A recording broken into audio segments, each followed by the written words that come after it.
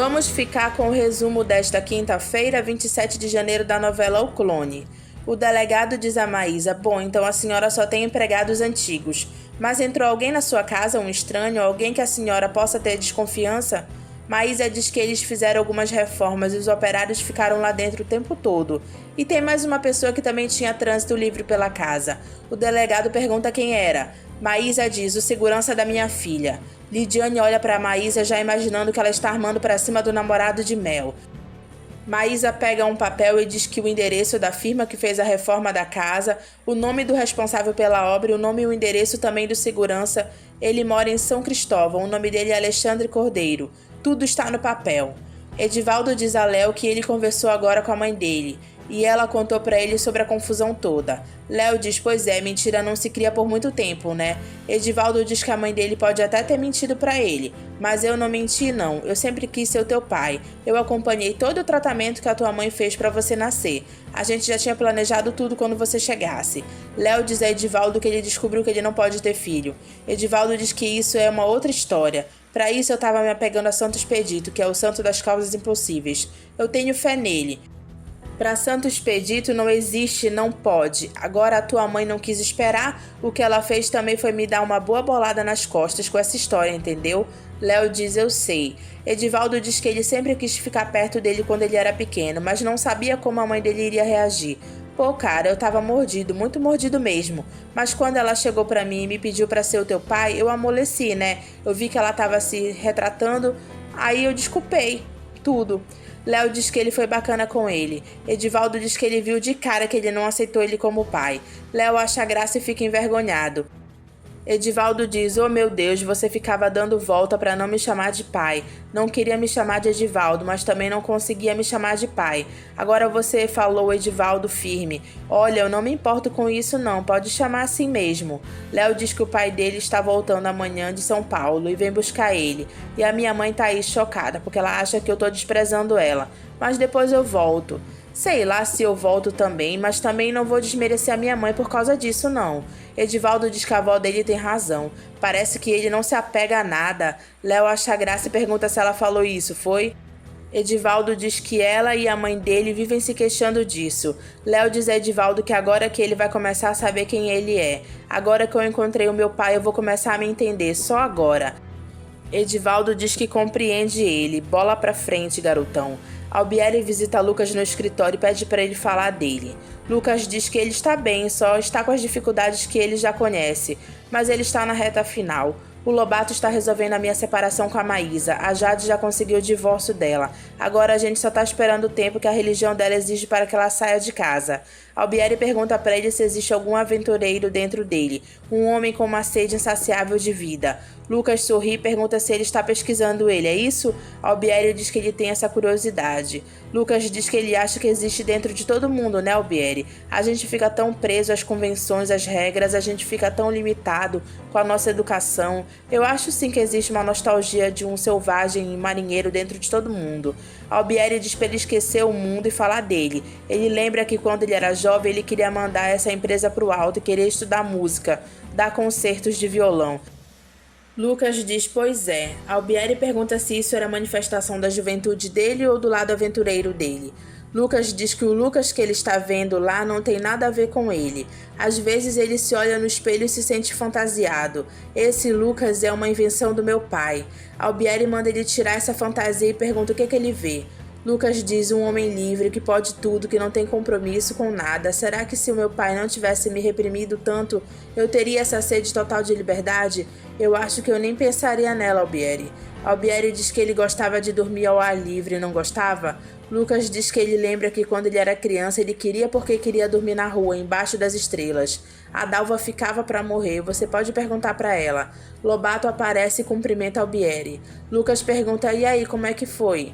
Ele diz: meu filho, a sua mulher está pedindo uma fábula e para atender o que ela quer só o Leônidas dando sinal verde.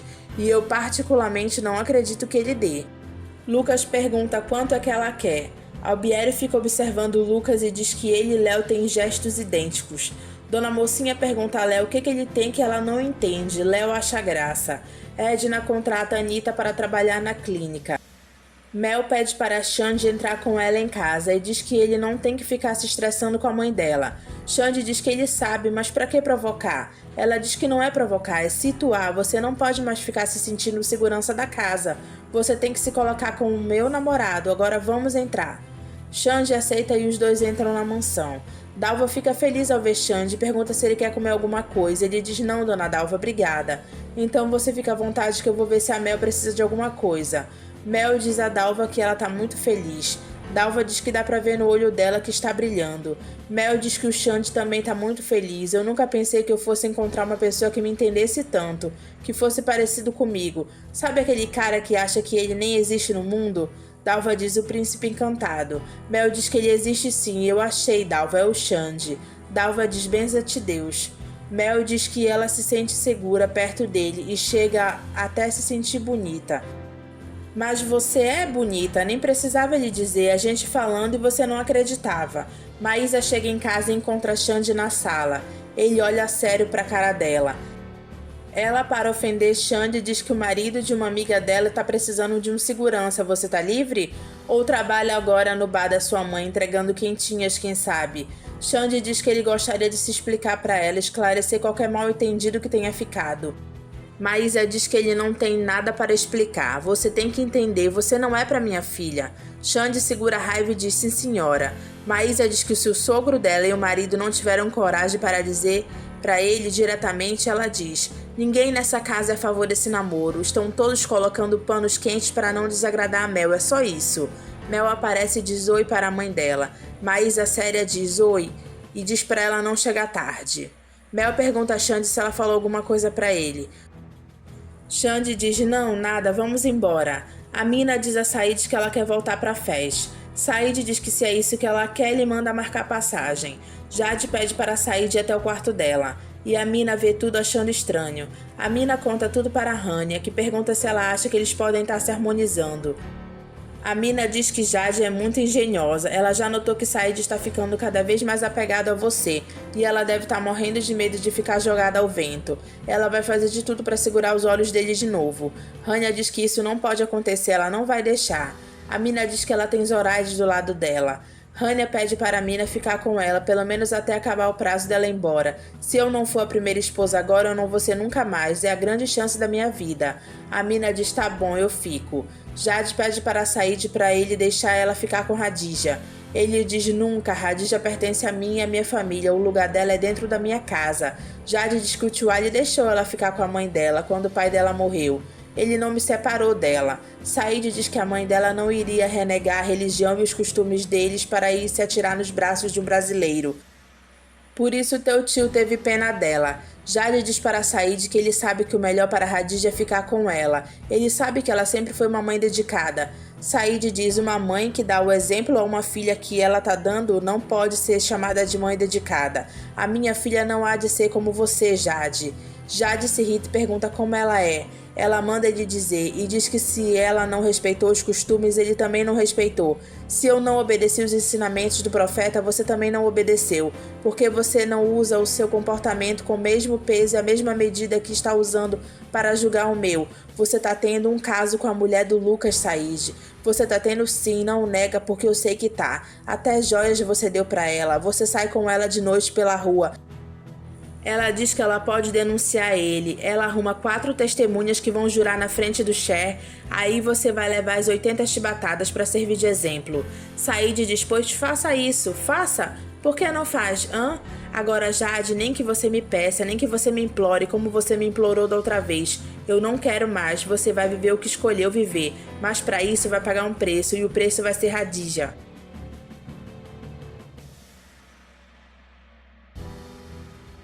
Zoraide pergunta a Jade por que ela foi tocar nesse assunto agora. Ainda falta tanto tempo, o tempo amansa as pessoas. Jade diz que ela tentou fazer tudo na paz, mas ele não quer, então vai ser do jeito que o Lucas diz que tem que ser, na justiça. Zoraide diz que das outras vezes que eles se separavam, ele ficava abatido. Agora não, Jade. Leônidas chega de viagem com a Amália irritado. Ele chega no escritório e diz a Lobato que dessa vez a Ivete ultrapassou todos os limites. Lobato pergunta como é que ela conseguiu o número desses cartões. Leônidas diz que ele não sabe, ele não faz a menor ideia, mas dessa vez chega, eu vou colocar um ponto final nessa história com a Ivete. Lobato ironiza ele e diz, claro, embora eu já tenha ouvido isso várias vezes, né? Leônidas diz que para começar eles vão falar com o contador, dê ordens a ele para cortar o aluguel da Ivete. Lobato fica surpreso e pergunta se ele paga o aluguel da Ivete. Leônidas diz, eu fiz essa besteira, e é assim que ela me retribui, e corta também a luz, gás e telefone.